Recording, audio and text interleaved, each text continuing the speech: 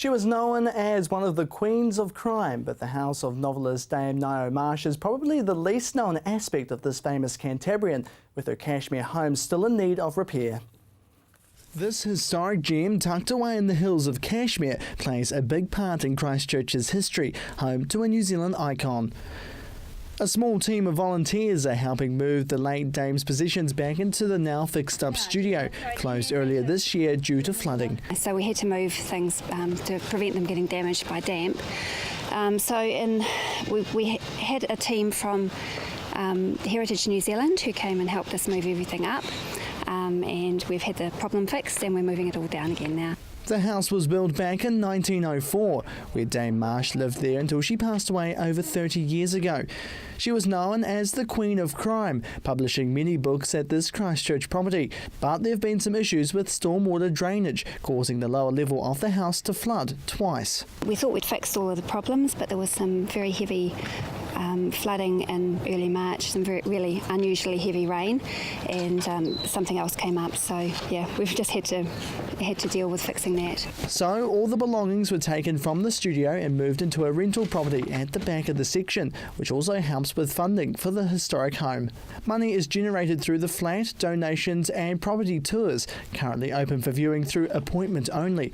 But although the studio is fixed up, they still have other problems on their hands. There's ongoing maintenance issues, particularly the roof we've found out is quite in a bad state, so it needs to be probably repaired or replaced. We'll probably have to fundraise. It's pretty much fair wear and tear, I think. So yeah, that's going to be a very big cost coming up for the trust.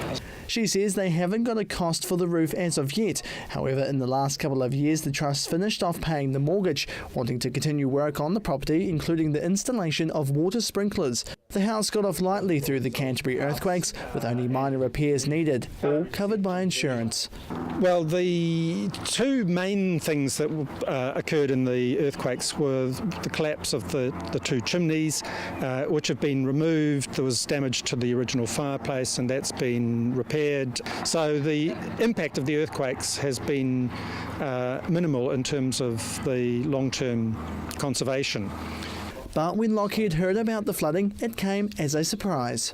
It was a bit of a shock, but it was also relief because members of the Friends had got onto the problem very early on. Materials that were vulnerable had been moved out of the way. So while there was a little bit of damp damage to some of the books, very little of it has been irreparable, and so we've got away very lightly, considering the seriousness of the problem. He says the house plays an historic part in Christchurch's heritage and is significant to the people of the city. I think it's really important that people of Christchurch discover the Ngiao Marsh house, because we've got a wonderful piece of Christchurch's heritage still intact when so much other heritage in the city has been lost, and I think people will be absolutely delighted to discover, or indeed rediscover, the Ngiao Marsh house. The Trust is hoping to see more visitors to this Canterbury treasure, with hopes to gather more funding to keep the house up to scratch for years to come. Jared McCulloch, CTV News.